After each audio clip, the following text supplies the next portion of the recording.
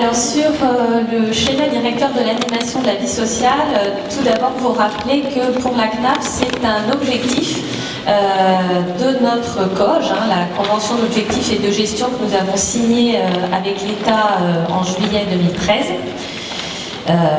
Et que cet objectif en fait fait partie d'une fiche qui est entièrement dédiée dans la COG à l'animation de la vie sociale et sous l'intitulé « Favoriser l'intégration sociale des familles dans leur environnement et contribuer à la cohésion sociale sur les territoires ».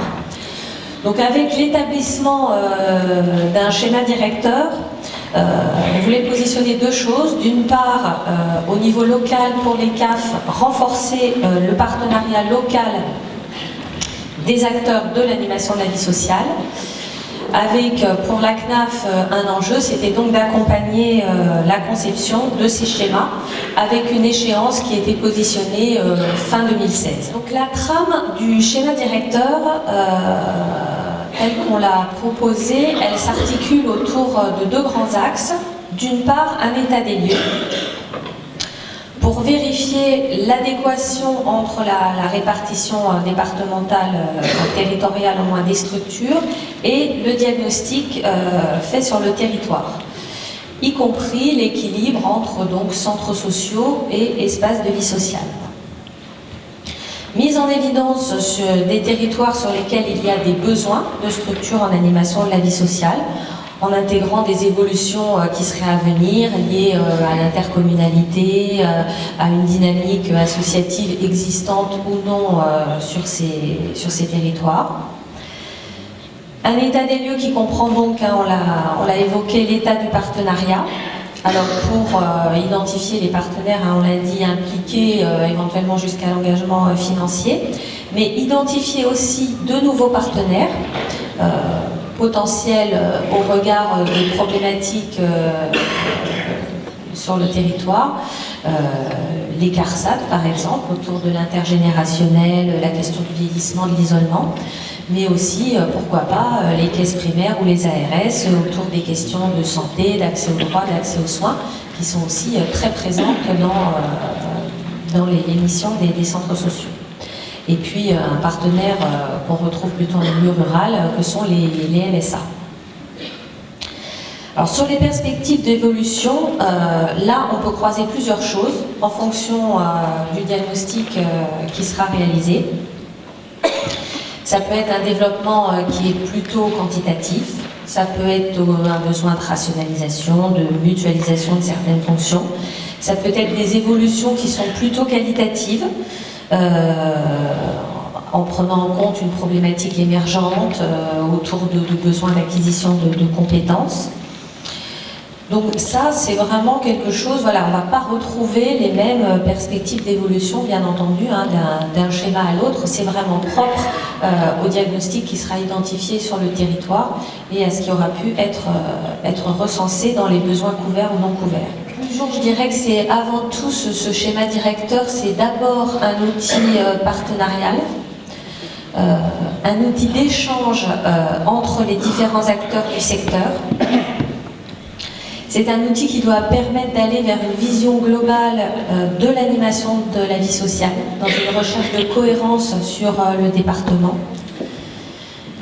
Et puis enfin, c'est aussi une recherche de sécurisation pour les structures, de l'engagement politique des différents partenaires pour tendre vers, si possible, un engagement financier.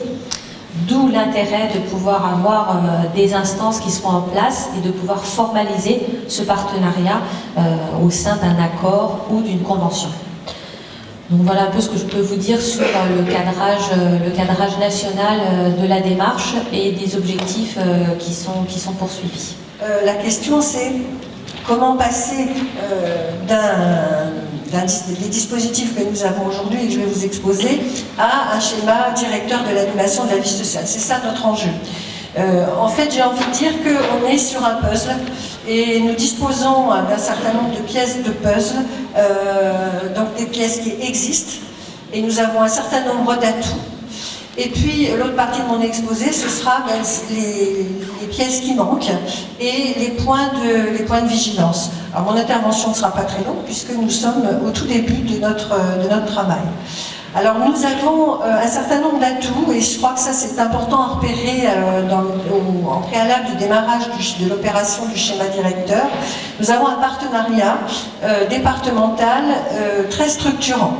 Et s'agissant des centres sociaux, nous avons la charte de qualité des centres sociaux signée depuis de nombreuses années et qui réunit la caisse régionale de mutualité sociale agricole Bourgogne, le conseil général, et bien sûr la fédération départementale des centres sociaux. Et tous ces partenaires, avec la CAF, s'activent pour soutenir les projets de territoire et, s'agissant des centres sociaux, soutenir les projets de territoire en incluant la mobilisation des ressources, des savoir-faire et du territoire, et en particulier des habitants. Et on est donc dans une posture de développement social local qui est fondée sur le développement des initiatives, le renforcement des solidarités intercommunales et prenant en compte les besoins et les aspirations des habitants. Donc ça, c'est un des postulats que nous avons positionné dans la charte de qualité des centres sociaux de Côte d'Or. Donc là, on a vraiment une base cadre, on va dire, qui structure notre partenariat et la manière dont on entend travailler avec nos collègues des centres sociaux sur l'ensemble du département. Le deuxième axe, c'était de repérer aussi nos zones d'incertitude. Elles ont été largement évoquées ce matin et je pense qu'elles vont tapisser aussi nos travaux et nous ne pouvons pas les évincer. Le premier point, c'est l'évolution des finances locales, notamment pour un certain nombre d'intercommunalités. Les fonds de péréquation des communautés de communes, des intercommunalités sont revus et les politiques de fiscalité des collectivités sont complètement réinterrogées et donc vont pouvoir peser dans les choix d'organisation et les choix de financement de ces collectivités. Donc ça, c'est un élément qui va peser très fortement dans la réflexion avec les élus et dans les orientations financières. Une autre zone d'incertitude, ce sont les réformes territoriales, puisque nous avons, j'ai évoqué tout de suite la réforme des cantons, mais nous avons aussi la réforme des communes, les communautés urbaines, les communautés de communes qui doivent fusionner, les compétences des régions qui doivent évoluer. On est dans un espèce de mouvement dont on n'a pas encore complètement les contours, donc ce sont vraiment des zones d'incertitude et qui vont quand même être déterminantes pour les collectivités territoriales et aussi pour les centres sociaux, qu'ils soient associatifs ou collectivités territoriales. Ce sont des éléments qui vont peser dans les orientations de demain.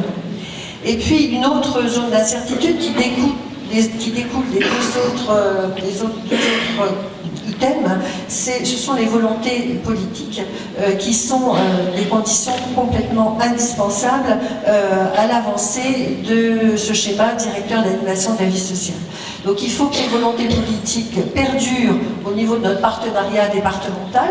Donc nous avons prochainement des élections cantonales qui vont probablement redistribuer les cartes. Donc selon l'issue du scrutin, nous aurons aussi peut-être des évolutions dans notre partenariat. Et puis de la même manière, les changements des équipes municipales et intercommunales ont pu interférer dans les choix qui ont été faits de soutenir plus ou moins un équipement de proximité. Et ça, ces trois éléments-là vont vraiment être prépondérants. Je pense qu'il faut les regarder en face. Ça ne veut pas dire que ce sera nécessairement, que ça empêchera la poursuite et le développement des centres sociaux, mais je pense que ce sera intégré dans nos différentes réflexions. Et les partenaires départementaux auront d'autant plus d'importance qu'ils seront aussi attendus du côté des financements. Et puis nous serons amenés à élaborer un plan d'action, et là je mets les choses au conditionnel parce qu'elles seront à travailler avec nos partenaires, mais elles pourraient porter sur les évolutions des structures qui sont en place dans leur réponse aux besoins du territoire.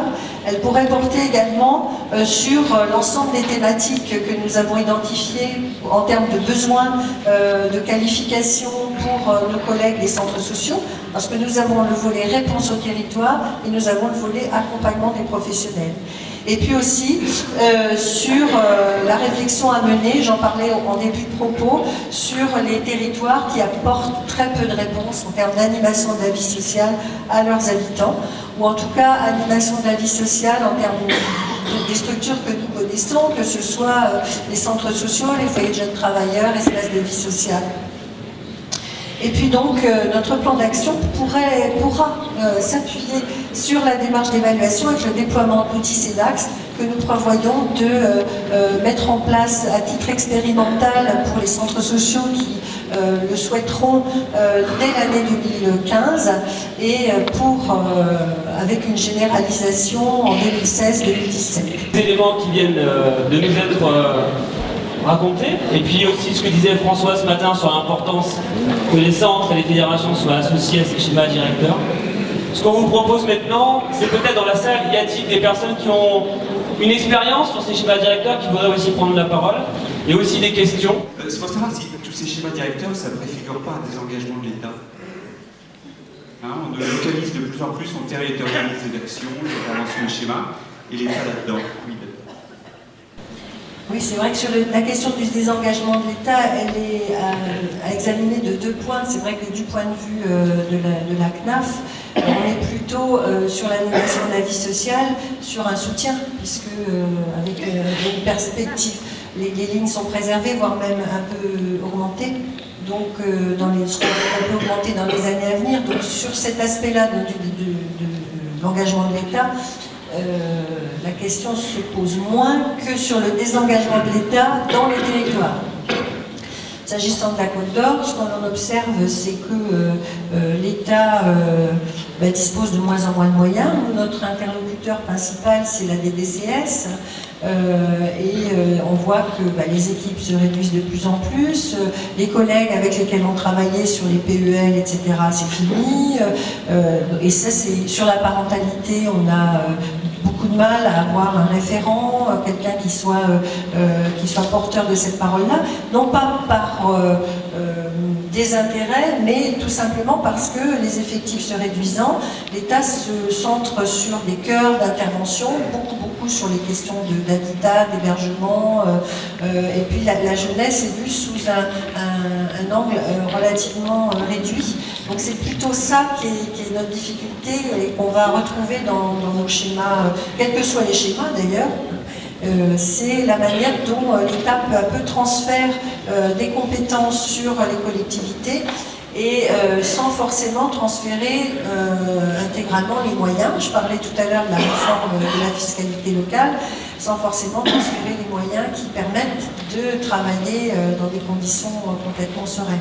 Pour reprendre la suite de ce que je disais ce matin, je pense que le mot schéma est peut-être un peu statique. Je pense que de toute façon, ce sera un projet d'animation de la vie sociale sur un département et que ça va nécessiter sûrement de l'énergie pour le mener à bien. Et entre autres, s'il s'agit de créer des EVS, des centres sociaux, on sait bien tout le travail que ça suppose d'aller convaincre des élus locaux, surtout dans les situations que vous décrivez très bien en ce moment de reconfiguration des territoires, de pénurie financière, etc. Voilà, je réagis sur le mot schéma, au sens où je vois bien, et l'explication était très claire de la partie de la lecture, de la démarche, y compris d'un regard très précis du territoire, et en ce sens-là, c'est un schéma. Et je pense vraiment que, et ça nous intéresse beaucoup, que les CAF se mettent en route sur quelque chose qui est l'ordre d'un projet du territoire départemental ou de leurs compétences, y compris de ce que ça suppose de contact et de proactivité en direction des élus. Pourquoi je dis ça? Parce que c'est parfois bien plus facile pour une CAF de rencontrer des élus que pour une fédération ou pour une association locale. Et il y a là du coup des alliances qui nous intéressent de fait, parce que, voilà, quand vous le disiez, quand une communauté de communes, elle fait 10 communes, et puis qu'on est en train de lui demander d'en représenter 60, 40, 60, c'est quand même un sacré changement. Et on a des élus quelquefois un peu perdus, et les questions d'animation de la vie sociale, les questions d'un centre social au milieu de tout ça, c'est un peu la dernière question qu'on se pose, enfin, sans vouloir jouer les petits malheureux. Mais, bon, voilà, je voulais juste réagir sur ce mot-là, et je pense que c'est bien au-delà d'un schéma. Il s'agit bien, me semble-t-il, de la part de la CAF, un engagement en mettant en route un projet de développement, me semble-t-il.